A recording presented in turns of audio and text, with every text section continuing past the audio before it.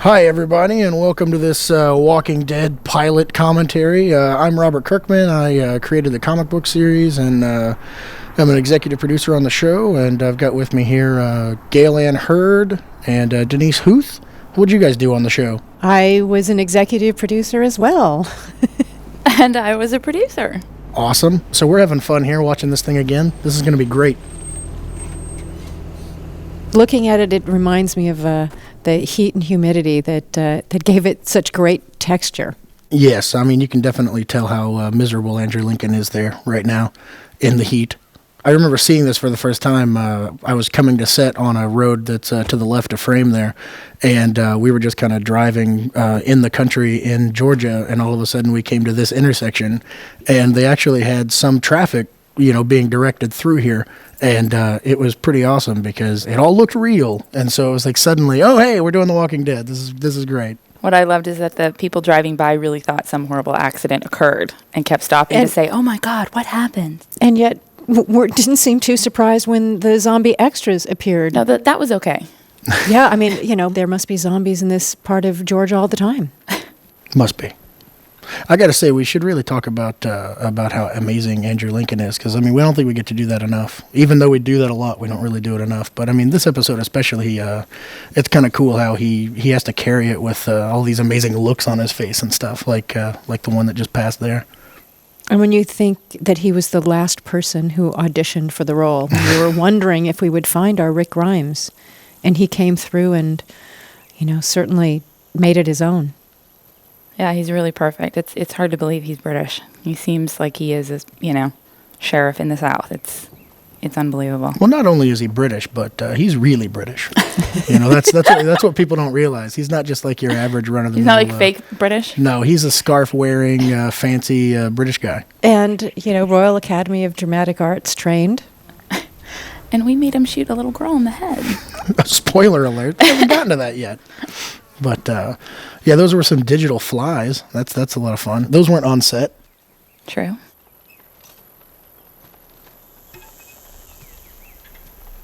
I remember that his father-in-law, Ian Anderson, the flutist for Jethro Tull, visited us on set and didn't seem bothered in the least that that his son-in-law was shooting a little zombie girl in the head.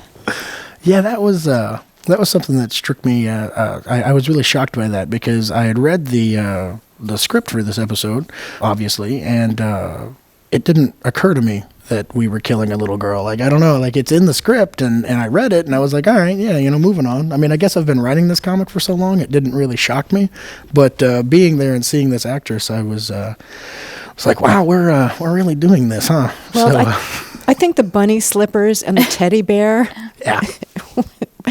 really helped evoke an innocence that maybe you're not expecting from a zombie. I think it's awesome, though. I love that it's the first zombie we see in the series. And I remember when it was first announced that we were doing the show and we were doing it for AMC, and it wouldn't be on, a premium cable channel where you can really go crazy with violence, that everybody was worried. The fans of the book were so worried we wouldn't be able to be dark and violent like the book is. And I think this is a great way to start the show and be like, yep, here we are. We're killing an 8-year-old. We're not fooling around. We're not messing around, exactly. Well, it's fun because on the flip side of that, it's also a way of it's very courteous in that if this show is not for you, you know that within the first 2 minutes of this show. That's kind of like okay, you can turn it off now. We're not going to waste your time. But if you're into this, this is your cup of tea. Yeah.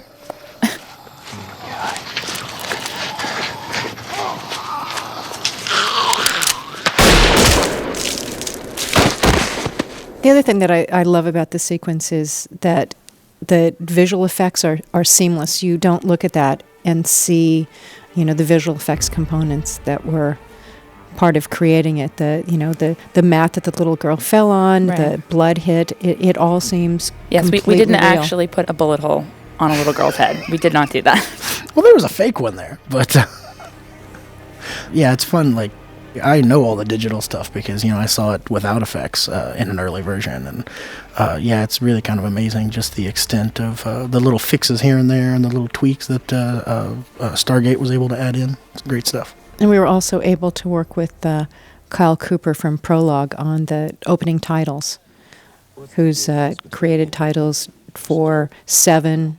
I worked with him on The Incredible Hulk. He's really a terrific title artist. Pretty good work there. Goes one way, on. You know, they're stripped blind, taking the living room. I mean, every woman I ever let have a key. I swear to God, it's like It's the first time we see Bernthal. It's a lot of fun.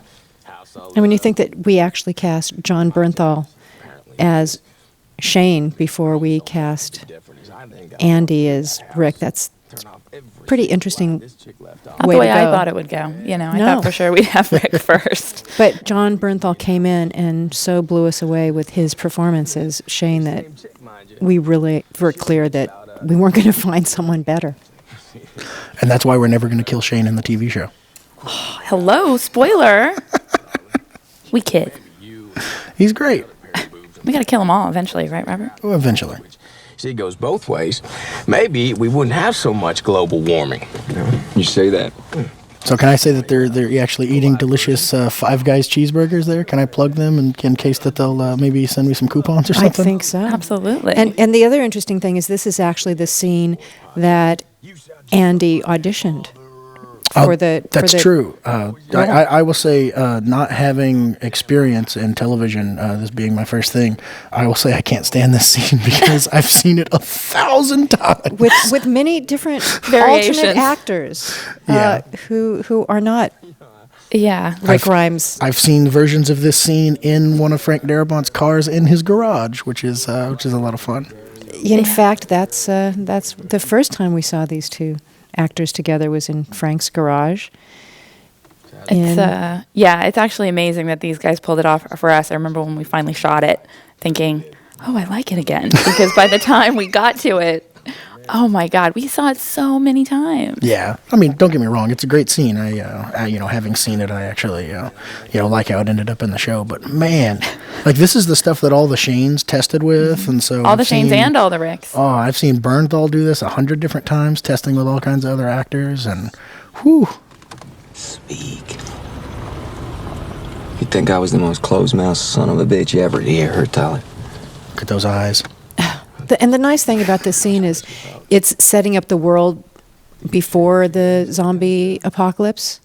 You know, we had the opportunity to have the sounds of the pre-zombie apocalypse, when there are vehicles and, airplanes and trains, which cease to exist when Rick wakes up in the hospital bed.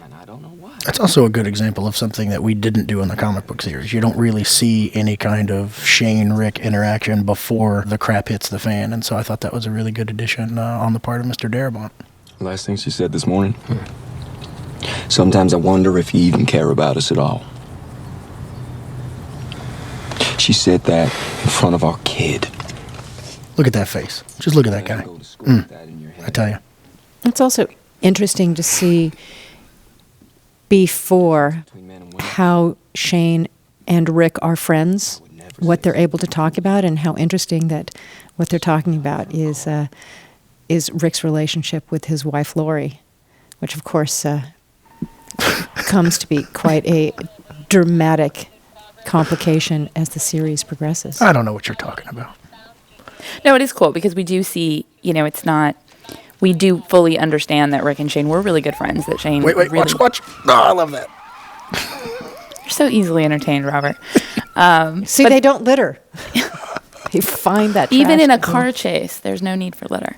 But yeah, that they are, that Shane really does have great affection for Rick. They are really good friends. He's not just a jerk straight off the top. He definitely goes there as time moves on. And they're really good partners. Yeah. They trust each other. They rely on each other.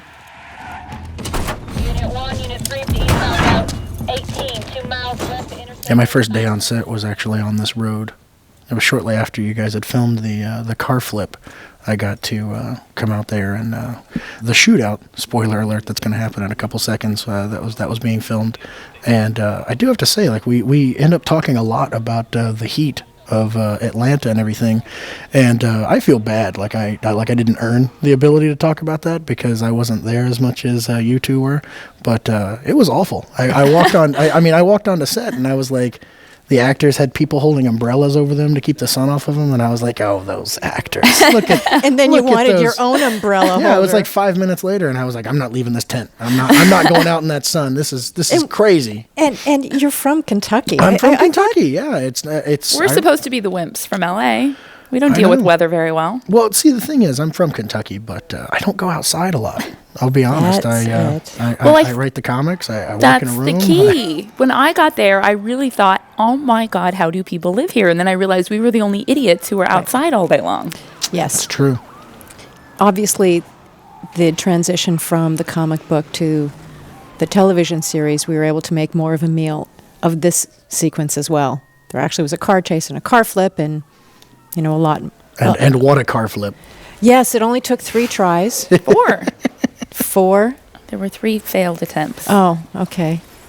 But when it really flipped, It flipped. it was spectacular. And what I'm still to this day so impressed with is the 3 failed attempts did not destroy the car. That's true. So they failed in a really great way. Well, Think of it that way, Gale. Luckily, they didn't flip. Exactly. And the strip across the road that the car ultimately hits, we added digitally when it hits it. Oh, that's cool. We needed to put it in exactly where the car started to flip.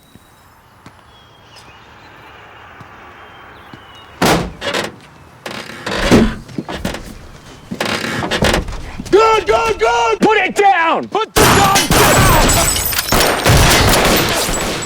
down! And what I love about this sequence is it really reminds me of the great Southern action films of the 70s. Yeah, really, with the car and everything, it really Yes. looks it's in that style. When I was working for Roger Corman, he made quite a few of them, and it brings back some fond memories of Corman days. Is there anything hidden on that license plate? Is that anything special at all? I don't think so. I don't think we did anything fun with that. What a missed opportunity. There's some digital blood there. Pretty cool. And it is interesting what county they're from, isn't it? Yes, that was definitely they are from King County, which was named after our good friend Stephen King. Man, scared the hell out of me. Me too. Son of a bitch shot me. You believe that? It's a cool shotgun that he uses. I always like that. I remember showing up on set and I was like, oh, these guns are neat. Shane, has a particularly good one. Yeah, it's fun because like Frank is actually like into guns and cares about guns and stuff, and he knows the name of guns, which is always pretty interesting. And he little picked a really disturbing. good one for Rick, which I think he knows the name of. I do not. Yeah, his shotgun, I know he carries a python. Oh, okay. Not that I can tell you what a python is exactly. But The other thing that's very important to Frank is making sure that the guns don't fire more yes, bullets. that they work the way they're supposed to work. That we don't get movie cute with the number of bullets, that they just never run out of bullets. This is a great scene. I love that shot with the crane. There was a wonderful relationship between Frank and our DP, David Tattersall, who'd worked with him previously on The Green Mile. They really have a tremendous shorthand. Hey, bud. We're still here. And this is also an effect that we talked about very early on in pre-production. Trying to communicate that this is something that Rick is remembering. He's not quite sure if it's just happened or if it happened in the past. And I love how it ultimately turned out. I was wondering how you got Bernthal to move his head so fast. He's a really good actor. It's a good bit with the flowers too. It's another one of those things where I'm like, oh God, should have done that in the comic. Because you see the flowers here, and then when he wakes up, they're all wilted. I don't know if people notice that.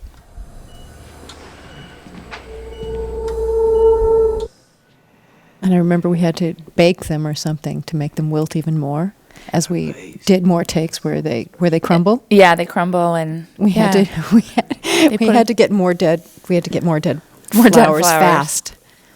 One of those things you don't necessarily think about when you're on set is you may need to create instant dry flowers. I wouldn't even know how to do that. Movie magic. That's what great prop masters are for. That's cool. And this location had been a hospital a long time ago, but was abandoned. It was the perfect location, I think, for the sequence. It was creepy. before we got there, and much creepier once we moved in. Yeah, made it more creepy, but it was nice that we could control it and not try to work around people who were working. We could just do whatever we wanted. Yeah, economic downturn. Bad for people, good for movies and TV. So we found a lot of cool abandoned buildings in Atlanta that we got to use. Yeah, Atlanta really proved. I think, Robert, you were just very, very smart to place the books in Atlanta. I think it was prescient. It was, yeah. I mean, we got freakishly lucky with our locations. Everything we needed just was so perfect. I'll take credit for that. As you should. It's all just dumb luck.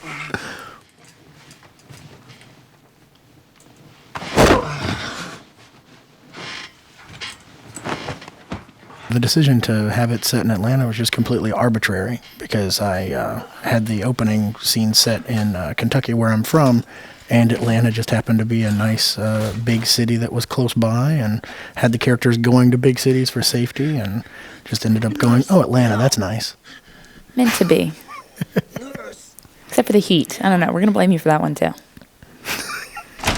I'll take it.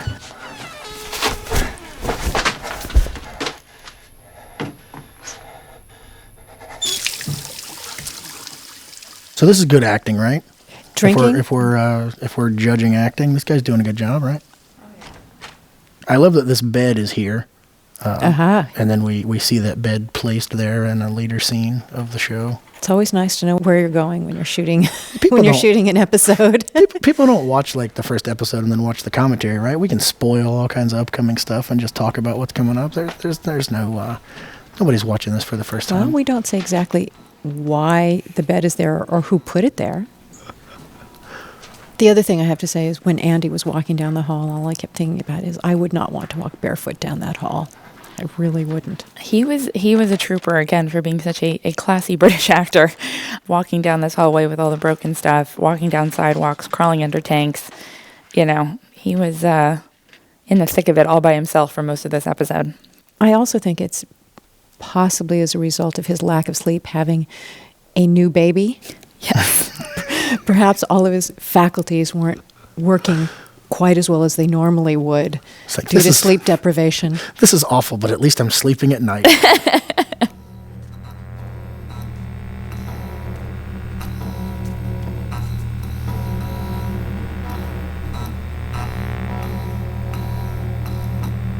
This shot coming up here, I remember I saw this in dailies and I was like, that's not going to make it on the air. There's no way.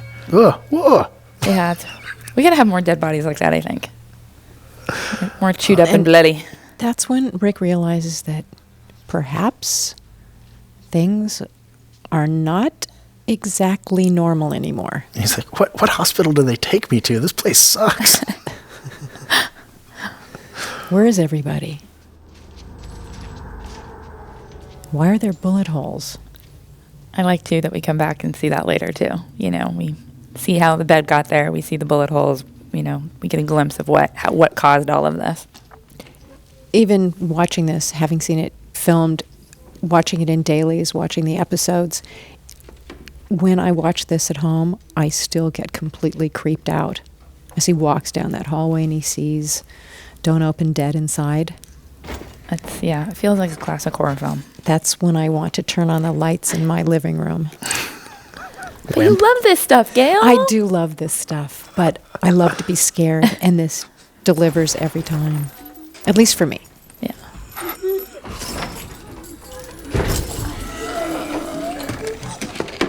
The other interesting thing here is that initially we had thought we would have quite a few hands coming through the chained doors, and it really works having fewer. It's somehow far creepier. Yeah, it was actually much less scary. It almost crossed into comical when there were a bunch of hands coming through that doorway. And then initially as scripted, the first time Rick discovers there are stacks of dead bodies was at the bottom of this stairwell when his match falls onto stacked dead bodies. But ultimately, when Frank made the change, that's not revealed until he exits the stairwell. It had a much more visceral and emotional impact than if he just discover them as sort of a scare moment in the stairwell. Mm-hmm. Yeah, this is really one of my favorite moments from reading the script.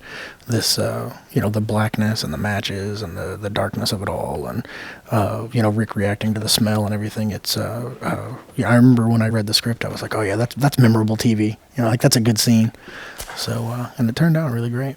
And even though I had read the script and I knew what was going to happen, I'm still holding my breath when he walks down the stairs. I keep thinking that in an alternate reality, a zombie's going to reach up and grab him. We shot something else and are tricking you with it. Yes.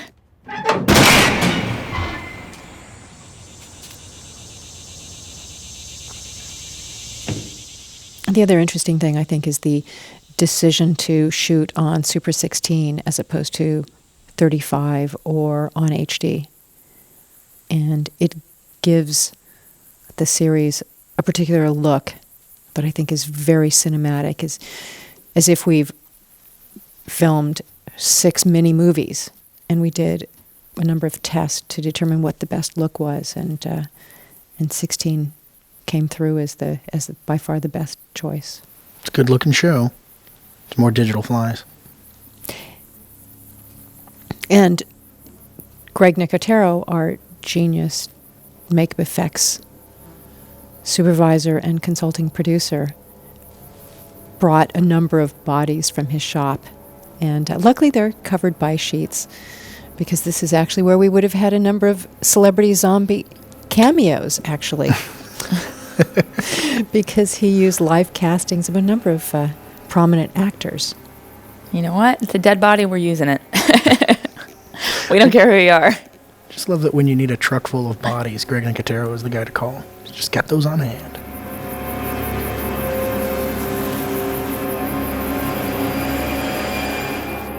And this, I think, is a tremendous visual effect shot that doesn't even feel like a visual effect shot, because we only had 60 bodies, and Stargate augmented all the bodies and the vehicles and the trashed building, and then this amazing reveal as Rick gets to the top of the grassy hill.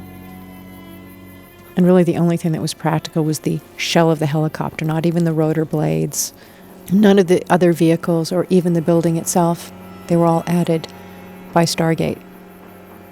And yet you're with Rick throughout all of this and his reaction to how much the world has changed. You're not looking at it thinking, oh, this is a terrific visual effects sequence. That's when I think visual effects work best, when they're serving the character and the story. Amen, sister. And here we're coming up on probably the most talked about zombie of the entire show, Bicycle Girl. I remember the first time I saw this, I was just like, what? This was crazy. Awesome. When she came out of the makeup trailer and first came to set, everybody was I remember we had executives there from the network that day, and we were all just like, are you kidding at how good that makeup was? Yeah, I mean, it really is the moment where you're like, oh yeah, this is the kind of stuff that you're going to see on TV, and this is stuff you've never seen before. I mean, up until now, like the little girl zombie and everything, like that stuff was really cool, but this one just like, whoa.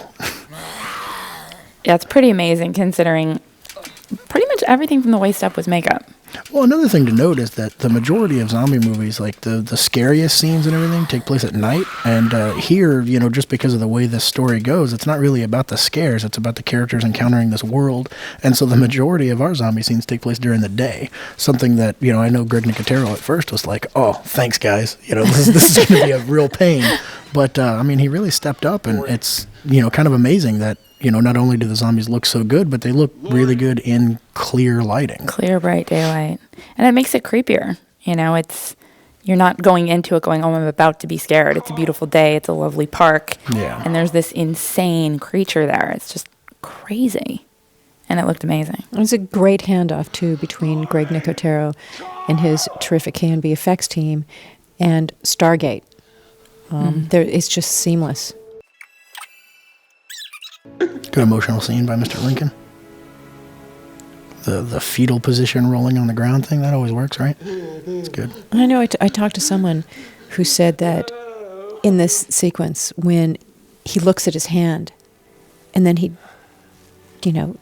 touches the ground, really trying to make sure that this is not a nightmare, but this is real. that this has actually happened was one of the most powerful scenes for them. Really connected him with the character and the character's reaction to the world. Yeah, it's heartbreaking. I mean, it's, he has no idea where to go. And he has no idea whether his wife and son are alive or where they are and how to go about finding them.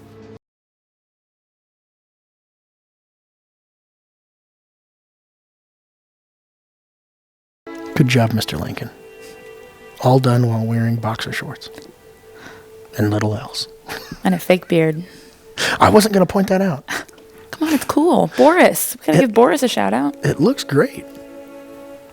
I don't think people know that's a fake beard. Probably not. It was a pretty good one. That was one of my, when I was on set, there was a long discussion about like how we're going to shoot the scenes and where the beard's going to be. There was like a whole day spent about figuring out how that beard's going to work. We actually had a day out of days for the beard. The beard was important, man. This is one of my favorite zombie kills in the entire show coming up. That's pretty good. But this shot with Morgan just walking up and popping this guy. Daddy, I got this son bitch. I'm gonna smack him dead.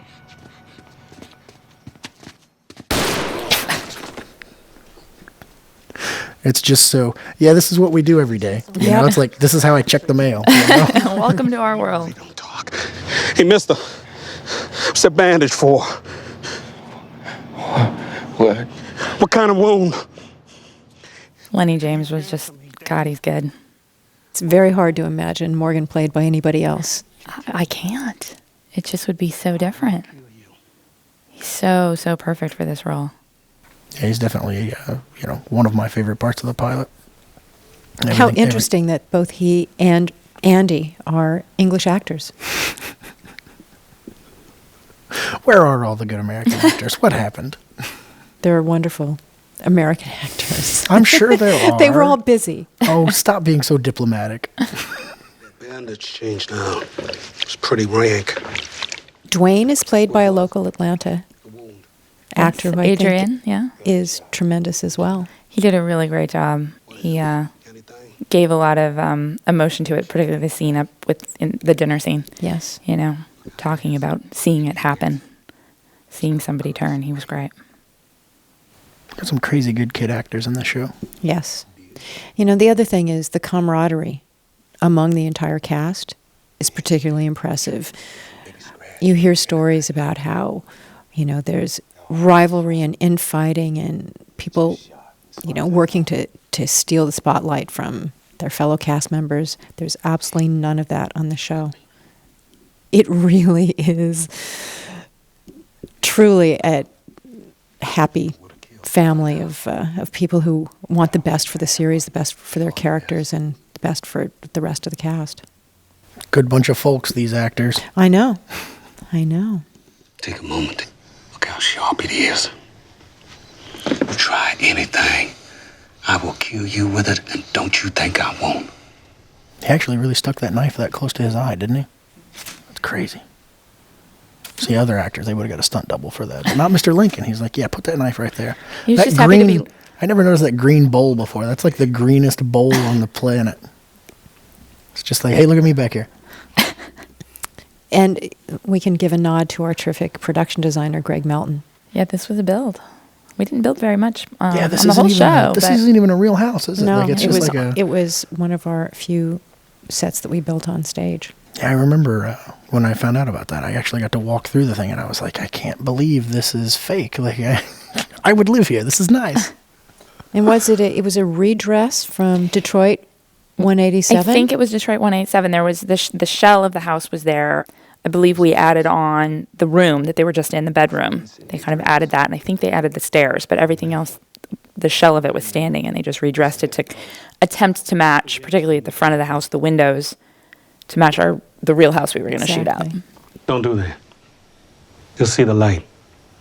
There's more of them out there than usual. I never should have fired that gun today. And this is where, through conversation, we learn about the rules of the post-zombie apocalypse. The to do and not to do, so to speak.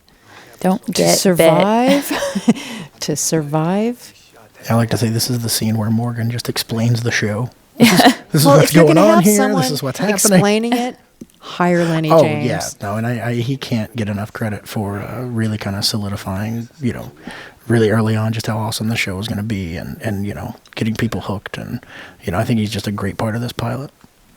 And I think this sequence is so beautifully lit by David Tattersall. I like how it it kind of explains how they cook the beans. There's like a little setup there, and it's like, oh look, they're like living here. It was really done well. Well, and I like that he explains it, but we don't explain everything. Yes, we don't know why it happened, or we don't know how to fix it. We don't know. Yeah, it just is, which I think in a situation like this would be very real. There'd be a lot of rumor, and you wouldn't know what happened or what's going on. You guys got me really looking at this fake beard down. I got to say, it really holds up. It does. It's a great fake beard. Pay attention, all of you who are worried about the coming zombie apocalypse. There's some very good pointers in this scene. Hey, mister, you even know what's going on? I woke up today in the hospital. Came home, that's all I know. But you know about the dead people, right? Yeah, I saw a lot of that. Yeah, I can't really give Andrew Lincoln enough credit for, really kind of coming in and really carrying this episode. Because, Yes. He's alone for a lot of it. Yeah, And we we can give some props to Frank Darabont, our writer-director on this. Do we have to? We have to I talk about him every day of my life, all day long. I tell you, it's just, Hey, dude, get in line. I'm all Frank Darabonted out. I can't. He is my hero. Oh, Gale. I know. I'm embarrassed for you. It's a secret professional crush that I have. He's pretty good. I'll give you that. I have a thing He doesn't for those, suck. He doesn't suck. I have a thing for those Hawaiian shirts, I will say. No, he is sort of a freakishly talented writer and director. I particularly like when we were shooting outside, and in order to survive and not actually pass out from the heat and humidity, he had a little blue work towel soaked in water on his head. Yes. Well, that was better than when he would squeegee all the sweat off the top of his bald head because he was sweating to death. Okay, well, now we're going too far. But that's okay. He survived. I mean, just to talk about Frank Darabont some more, yuck. There's all kinds of stuff in this pilot where, it's embarrassing to me, where I watch it and I'm like, oh, geez, why didn't I think of that? Like, what? I could have done that. Like, what's going on? All the stuff with Morgan, especially, because in the comic book, I mean, he does, say a lot of this stuff, and, he talks to Rick, and there's different things going on, but everything he added with the wife and the great scene coming up with the rifle and everything, I watch it and it's like, oh, thanks, Frank. Thanks for making me look bad. I really appreciate that. But the medium is very different, though. Your panels don't allow long sections of dialogue between two characters, or even long sections of the quiet. Yes. That is in the show. That's such a part of the show. And now I think it's, Frank is at his best usually when he's adapting something, and I think this is no exception. And he so loves the comic books and just wants to see them come to life. And so when he can find those pockets and take something that you created and expand it, I think he gets very excited about that. And it's something he's really, really good at. Definitely. We do have our own Robert Kirkman fan club among your fellow executive producers. Well, I certainly wasn't fishing for this. No, it's true, though. I mean, it's the zombie, when Frank, I remember he first told me about this book 5 or 6 years ago after he found it, and telling about it, and he wanted to do it as a TV series, which was such a great idea, but it had never been done. And so many people said to him, well, you can do it, but if you do it as a movie. And he said, if it's a movie, it's like every other zombie movie. What makes this cool are the characters. What makes it cool is staying with them and seeing what happens, that it's not just 90 minutes of terror and then everything's over. It's the ongoing struggle of living in this world that makes it so interesting. And you created that. You saw that, and I think that's so genius for the medium. I'll take genius. And I think works. this is another really powerful sequence that I think shows how Frank has distinguished the series from an emotional and character point of view.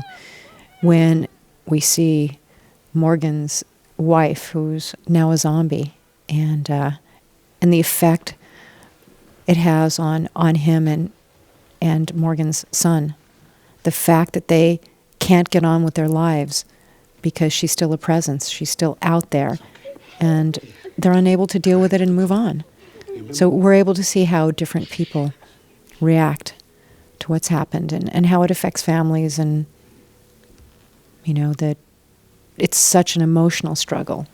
Yeah, and it really drives home just how emotional this show is going to be. It always occurred to me that sometimes zombie movies don't really illustrate exactly how sad it would be to live in this world, and just seeing your loved ones turn into this, and it's just really gut-wrenching, you know, horrifying stuff to deal with. And if you take it seriously, it does kind of bring about great scenes like this that these guys are doing such a good job on. But, you know, it always occurred to me that it'd be horrible to live in a world like Yes. this. It would be. And really, and I think I remember when the pilot first aired that so many people said it was so sad. The zombies were so sad. You know, yes, they're scary, and when there's so many of them and they're, you know, you're running for your life, it's terrifying. But moments like this, moments with, you know, Bicycle Girl in the park, you have such empathy for who these creatures used to be and the people who love them. That's really good stuff. But it sure does look cool when we shoot them in the head. It is does look awesome. good. I particularly like when they get an axe to the head. That's just me. That's pretty good too. Any kind of head trauma, really. Anytime since we can that's get some the blood only splatter. way you can kill them is head trauma. I think we'll be seeing a lot of that. Yeah, it's not going anywhere. You know, you've got shovels, you've got Bats. baseball bats. Yeah. Any way to get that good spray of blood. Excellent.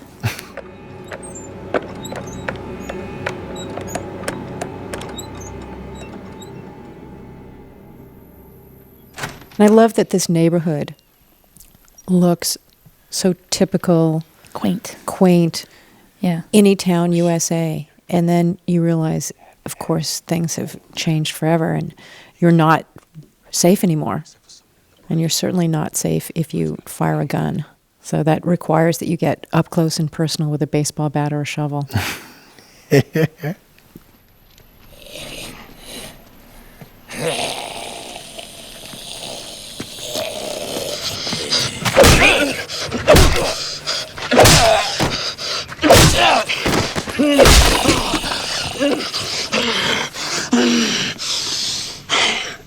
You all right? Good practice. Or what is that tool that Morgan's carrying around? A claw hammer? Is it a crowbar? What is Crowbar? that? Crowbar. Thank you. I'm so mechanical. Wow, Gale. I'm much better with guns. Much better with guns than crowbars. Which is both amusing and scary. So I don't think you break into a lot of houses, do you? I don't. Because I'll be honest with you, I know what a crowbar is. That is the only use I can think of. What is wrong with us? Killing zombies and breaking into houses. I guess you probably would have part with it, right? I don't know. Yeah. I believe that's its intended purpose. Nails out of wood? Nails. That would be kind of weird if those things were manufactured with the express purpose of breaking into people's For all houses. your breaking and entering and then needs. of course, in this scene, there's some very important information that actually is rumor that Morgan passes on to Rick. You know, that The CDC. that the CDC, you know, maybe that's where they can discover a cure or what's going on, and also the fact that there's a refugee center in Atlanta. Why there? Refugee center. Huge one, they said, before the broadcast stopped. Military protection, food, shelter. Morgan turned out to be so useful. Said it'd be safest. And he's so wrong. On every level. But I think that's part of what humans hope for, that there is a safe place, that there is authority or scientists that will explain everything and hopefully fix everything. And unfortunately, as we come to find out through the show, you can't always rely on that. You have to rely on yourselves. You know, more about Frank. I really like that the scene cut here where he's like, I'm going to grab these keys. Now we are in the police station. Like, I just think that's great. There's no scene of him going, you know, we should really go to the police station and get some stuff. And I think that's a great way to keep things moving. And I think Frank does that really well. Pilot's still on. And I have to say, when the shower works, I really enjoyed this scene. This was great. Little Adrian, first of all. Just he came up with this. Stealing the whole scene right here. We were all just cracking up. But it's true. I think it's, you're in this situation. If you actually came across a hot shower, it would be a life-altering moment. What'd you say, Dwayne? Thank you.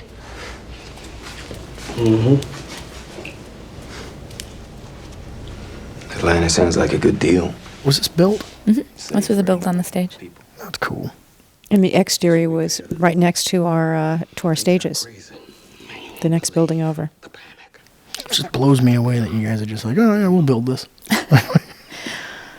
Well, there's certain times when it helps, you have control over it, and it also, I think, a lot of the decisions on what to build and what not to build went into what else we were shooting that day.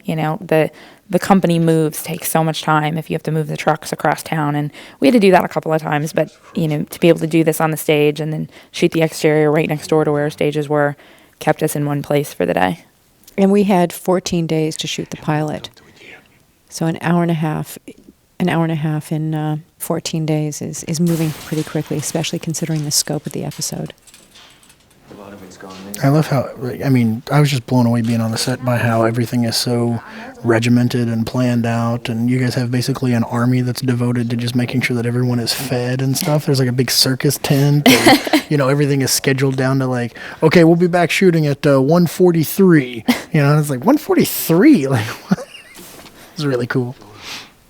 We try to pretend we have some control over the chaos. Yeah. Well, I guess it's something you have to do if you are actually going to make something like this in 14 days. Yeah. So. It's a lot of pieces and parts, but yeah, on this show in particular, the craft services team had to work their little butts off because it was so hot, and keeping a crew of 150 people hydrated and happy is no small task. So they were amazing. And we also really looked forward to lunch because not only were the caterers, Tomcats, terrific, but our tent actually had blowers that there was blew air in conditioning in the tent. Air. I was just interested in the food, I'll be honest. It's not a bad thing.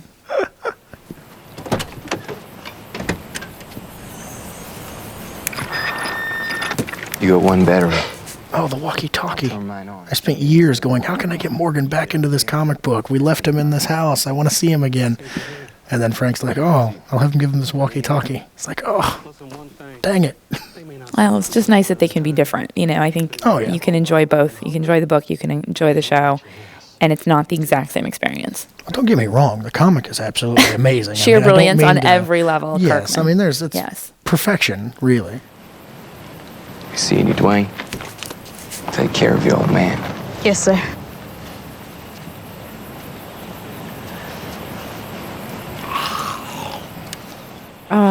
Poor Leon Bassett. Oh, poor Leon. I love that the handheld part of his walkie is just dangling. That's my favorite part of Really Leon. Great touch. I actually think that the actor was more excited about coming back as a zombie as he was his Being performance in the car chase sequence. Everyone wants to be a zombie, except our core actors. They never want to get sent to zombie school. No. Not a good sign. Yeah, we should send them over to the K&B offices just to get fitted, just in case, just to mess with them. I think we should body scan all of them just so they know we have it. I think Linz Edwards, the actor here, had to shave part of his facial hair for this makeup and all kinds of crazy stuff to make it work. It's pretty cool. And then this is just like, what? This is amazing. Awesome. Didn't they digitally take part of his head away at the back? The back of his head is removed, and I love his hands. The other thing that's remarkable is that for this episode, Stargate had 120 visual effect shots, and they had a little less than a month to turn them around. And coming from the feature world, where 120 visual effect shots may take you 6 months, I think it's absolutely remarkable the quality and the level of the work, and the fact that it is so seamless. The transition from Greg Nicotero on KMB's makeup effects to Stargate's visual effects enhancements of the zombies and their demise. Yeah, it's cool seeing the two kind of visual effects working in tandem to make something that neither of them could do on their own.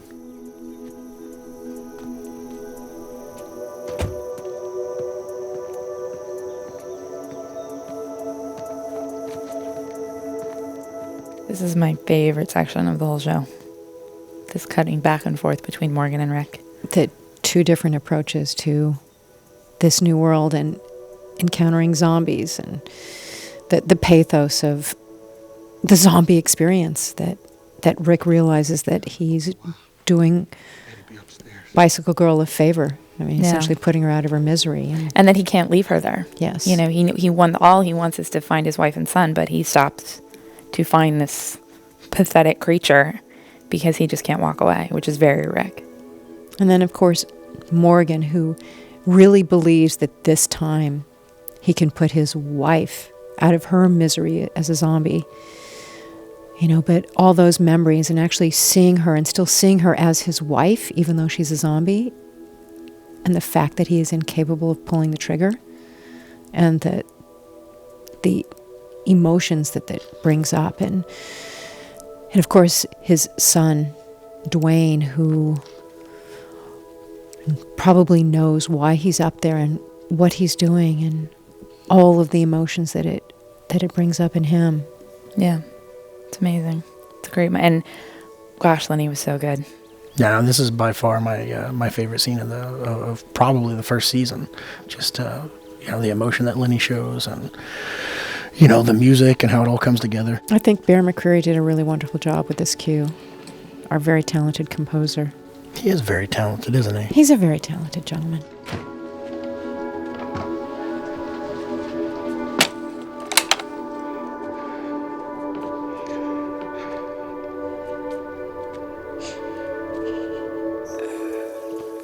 Is there like a stain in the grass too? There is. That's just There like, is.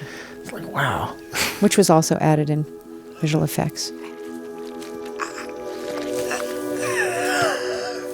It's just gross. It really It is. is I mean, In the best possible way. And this is great. I love this hit because this was real. This isn't a we digital really blood shot hit. that guy in the head. We totally did. We did, and It had to be done. and I hope there are no police listening to this. and Frank's obsession with the gauge. The lens, yes, the lens special gauge lens. that was used in 2-minute warning that took a great deal of effort to locate at Panavision. But they found And it was perfect. Yeah, it works really well being able to see the scope rise into the shot. But that blood hit was a funnel on the back of the actor's head, and one of the K&B guys was slightly off camera and jumped on the pump, and that's how the blood comes out. It's a good effect. Those guys know what they're doing at K&B. Sometimes it's coming up with the simple and easiest solution and not just relying on adding everything in post.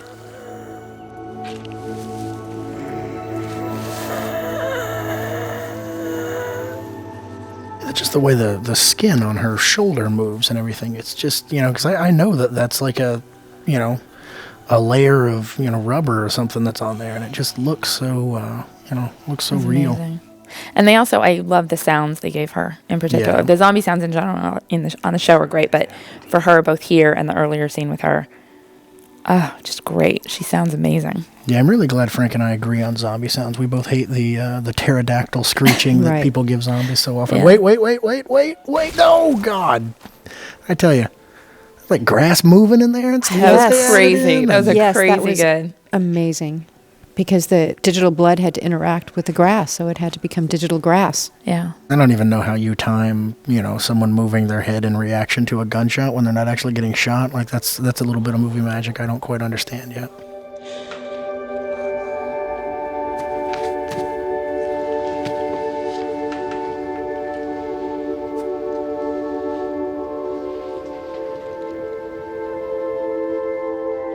Moment of silence for Morgan. Well, It's heartbreaking. It's heartbreaking. This is one of those things where, as an audience member, I ask myself, could I do it? Could you do it? Yeah. What would I do? Or would I just leave and never deal with it? Yeah. Could I leave? Could I shoot someone I loved? And he's so obviously tortured by it that he knows he can't let it go. And yet he can't. It's not just putting her out of her misery, but putting both him and Dwayne out of their misery. They're trapped in this house because of this. The other interesting thing is Greg and his terrific team thought about each zombie character, how they became a zombie. So their wounds reflected how they died. And I think with her, it was her reaching out, and she's attacked. It wasn't just, this wound would look really cool. It really is. a character-based decision. Broadcasting on emergency channel. We'll be approaching Atlanta on Highway 85. Anybody reads, please respond. Digital lightning. Very important. Aren't the cracks in the windshield and everything digital too? I think I recall that. I think so. Anybody out there? They maybe even added some dirt to the window. Respond. Hello, can you hear my voice? And this is our brief moment to see some of our other actors. Yes. There are other survivors. Oh, poor Emma. Poor Oh, Emma. stop. That doesn't happen for a while now. Broadcasting on emergency channel. We'll be approaching Atlanta on Highway 85. If anybody reads, please respond. And of course, Rick believes that there will be salvation in Atlanta. Yeah. And our camp of survivors knows differently, but they're unable to warn him. He couldn't hear me. I couldn't warn him. Try to raise him again. Come on, son. You know best how to work this thing. Good intro for Shane. Hello. Is the person who called still on the air? And the wonderful Jeff DeMunn, who we obviously have in everything we do with Frank. Officer Shane Walsh broadcasting to person unknown. Please respond. I was really thrilled when I found out he was going to be Dale. Yeah. Sarah Wayne Callies. It's just fabulous. Chandler Riggs is Carl. He's going. There are others. It's not just us. We knew there would be, right? That's why we left the CB on. And the camp really came together, and looks like they've really been living there and stuff. Like it really good bit of set design. And how wonderful to find a location so close to Atlanta where you can actually see the Atlanta skyline. We didn't have to add it digitally. We didn't have to add that, yeah. I have to say, unreal. In particular, I love that because I got no end of fan mail. Because in the comic book, they do have a camp like this, and they're very close to Atlanta, and I got fan mail. Oh, there's no rural areas like that around Atlanta. Oh, you can't camp that close to Atlanta. You would never see the city in the background. And so then when the show was happening, I was like, you guys found this? Really? Because I just believe those people writing the letters. 'Cause I don't know that much about Atlanta. I was like, well, I guess I screwed up, but I didn't. So thank you, Walking Dead Dead television. television And we actually show. found a quarry, which explains how they got fresh water. Yeah, this location was ridiculous. That it really was. I mean, 15-minute drive to the city. It was crazy. Okay? I'm not doing it for anything. I make you feel like sometimes you want to slap me upside the head. Tell you what, girl, you feel that need, you go right ahead. I'm right here. Aha, is there something up between Laurie and Shane? What do you think? Oh my goodness. That's the other thing when I watch this episode. I keep thinking, no, this time when I see it, there will be nothing between them. Everything will be okay. I'll be okay. They can still be friends. They can be friends, but nothing more. But this is so much better. I know it's so much better, but it's drama. Is this actually in a tent? Could you guys fit the camera in the tent? We did. Cool. That's the wonderful thing about Super 16 cameras. Oh. They're very portable. And really small. There are times when we have 3 cameras shooting, and you want handheld, but you don't want shaky cam. And you can really have the camera operator get very, very stable with these small cameras, and for a long period of time with takes that go on. Mom? I just want to say that kiss wasn't really definitive. They could just be friends. I mean, you never know. Yeah, is that how you kiss? Is that how you greet your female friends? You're even weirder than we friends, thought. male friends, anybody really. Strangers? I mean, I'm a friendly guy. I mean, I don't know. You don't? No. I'm sorry. It must be a Southern thing. Aha. And if you didn't... If it wasn't clear before. It's a good bit of business. Yeah. It was great. Just to be sure we didn't lose anyone on that. Poor Rick. It's not just a zombie apocalypse, but your best friend is having an affair with your wife. Gotta keep things complicated for your main characters, you know? It can't be easy. No. I don't think it's ever easy for Rick. At any moment, at any time. Well, there's a part coming up where he finds a horse, and then that's easier than walking. So we give him a break every now and then. It doesn't really end well for the horse, though. No, it doesn't. No. Hello? Police officer out here. Can I borrow some gas? This was a great farmhouse. Amazing location. Gorgeous. We didn't do much to it. We kind of found it like that. and even perfect. The owners should have really tried harder. And even the set dressing hanging from the porch was already there, and it looked perfect. Of course, we did We did add the dead farmer. We did, and we added some words in blood on the wall. You know, about those words, a lot of people see this scene and they're like, oh, that's horrible. He had to kill his wife and it's so sad and everything. That guy killed his wife and then wrote that with her blood on the wall. And then it's like, that guy was a little crazy. I have a lot of sympathy for that guy. But come on, what's going to happen in a zombie apocalypse? I think you would go a little crazy. Well, clearly, there's a murder-suicide situation going on. They've already gone off the deep end. I'm just saying a note would have been fine. And I'm not forgiving that guy. More digital flies. I know you love your this digital shot flies. It's crazy. And this woman was great by this one, because this was not a dummy. This was a real person, and I remember, to keep her eyes open. And there was a real fly there. Remember, it landed on her face, and she didn't flinch. And the other thing that was so much fun, before the series aired, we were able to do a terrific booth. Right, at AMC at Comic-Con, and they actually depicted that scene, which I was so cool. A little funny. There's like a Lego booth right next to it. Yes, There's little kids coming from the Lego booth going, that guy with his head blown off. That's pretty cool. But hey, it's Comic-Con, you gotta have get away with it. Well, it's a great booth as far as booths go. Very AMC cool. has the best. Indeed. And I'm very excited about all the Comic-Cons in the future that we'll be able to attend. I'm sick of Comic-Con.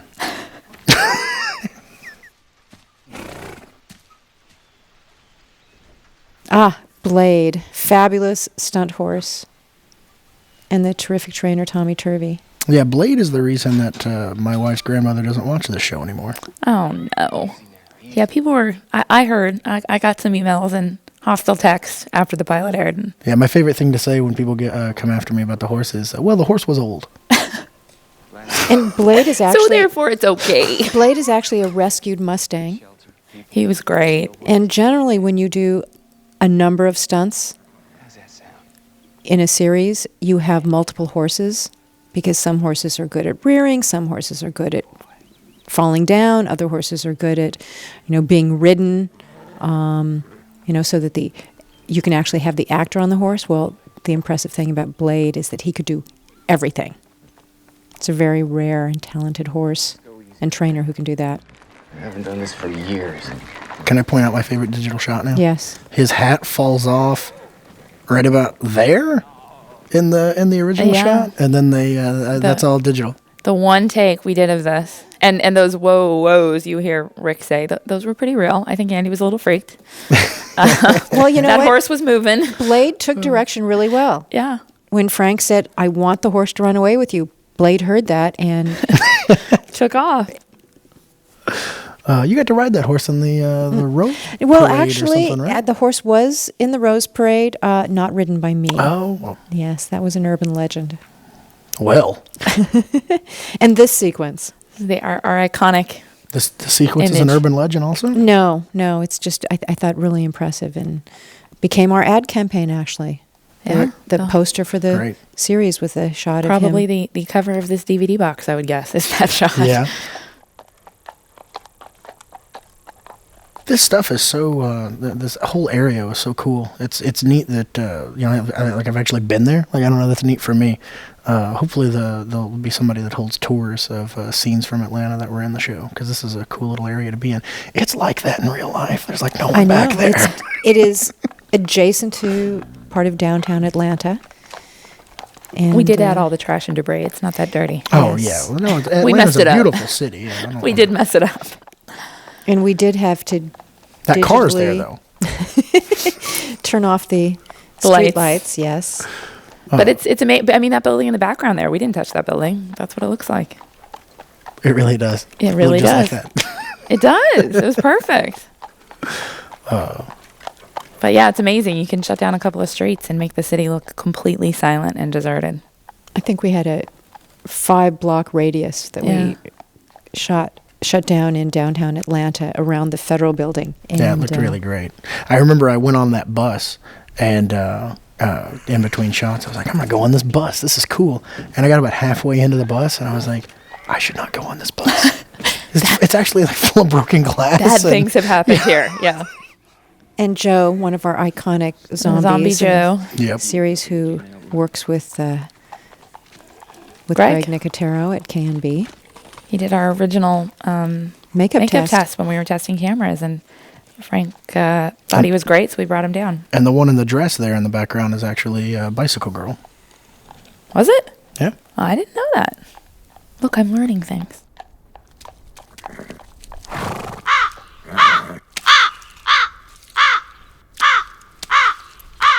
Oh gosh, I gotta admit I have look, I'm terrified of birds.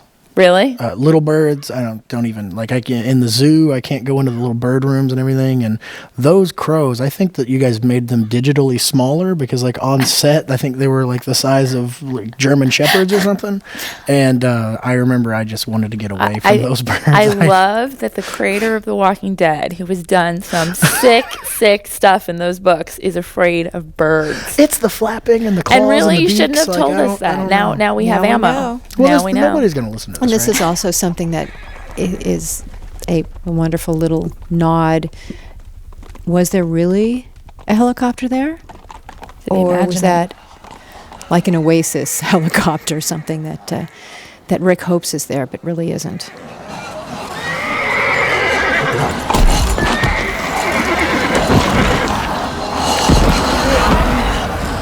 When they were shooting this stuff with the zombie crowd, I was smooth standing up against the wall for one shot because I was talking to somebody and then they started shooting and I didn't realize it, and I'm totally in one of the dailies just standing there going, "Hey, what's up?" And is that why we had to do it again? Possibly. And is that why we went over on a day with 200 extras? There were It's so all many your people fault. around, and then like people would just duck down, and I was like, "What's Yeah. going on? Oh gosh, they're filming!" And I remember the cameraman was looking around his camera at me like, "What is wrong with you?" Yeah. Don't you know any better? Just act like a zombie. You'll be fine. And can You'll blend we right can in. we spot Charlie Adlard here? You know, I've been trying to look for him. He was definitely there, and I don't. Charlie Adlard is the current artist on the Walking Dead comic book series. He is talented fellow, and yeah, it was funny. He was like, "Oh, I'm going to be a zombie in the show," and then he got made up, and he was supposed to be there 2 days because this was shot over 2 days, and then the second day he was like, "I don't want to be a zombie on the second day." It was sticky. Thank you. Everybody I know, half my family, all my friends keep saying, "I want to come down and be a zombie," and I keep trying to explain that really they don't. It's really not a pleasant experience. And imagine Andy Lincoln crawling under here. I mean, with the heat and the humidity. Like it's in the shade. It is in the shade. Like an oven. Yeah, exactly. Baked right in. Exactly. And we have to give it up to the Atlanta zombie extras who were great. absolutely tremendous. And I just can't imagine working with. They were so excited and ready to Anyone go and else. do it over and over again. You know, they're wearing thick, typically dark, heavy clothes. The makeup is sticky. And I mean, we were dying in the heat. It was so hard. But they were just psyched to be there and gave it their all. They were awesome. Absolutely.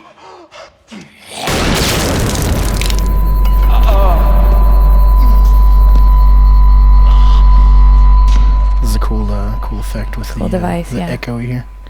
I got to go in a real tank when they were getting the tank for this. And this is a real tank. This scene. This interior is not. Tanks are way smaller inside. No. I mean, we did have a real Oh tank. yeah. And we brought it to downtown Atlanta. Which And was cool. no one thought that there was that the city was under siege, which was lucky. Yeah. Yeah, that could have been a problem. Yeah, real tank. But the stuff inside, we had to build a little fake And tank insert. oops, Oh yeah. guns, not really accessible. There's Joe again. Yeah, I gotta say when they start tearing this horse apart, like it was really great. The extras wanted to put the guts in their mouth and be seen putting the guts in their mouth to the point that they weren't really acting, and it turned out great because it was like they're fighting over getting to hold the guts, like zombies fighting over getting to eat the guts, and They were it's just an really amazing into little the shot. eating the dead horse. That's true. And of course, it made me want to puke. What can I say? Mission accomplished. I have a very vivid imagination, and it really did look like they were eating horse intestines. Yeah, no. And was as pretty a nasty. horse lover and horsewoman, it was tough to watch. Well, Well, I think that's, nobody. Have you ever eaten horse? It's delicious. Oh, Rob. I'm just kidding. Oh, if you could see the look I'm getting from Miss Gale right now.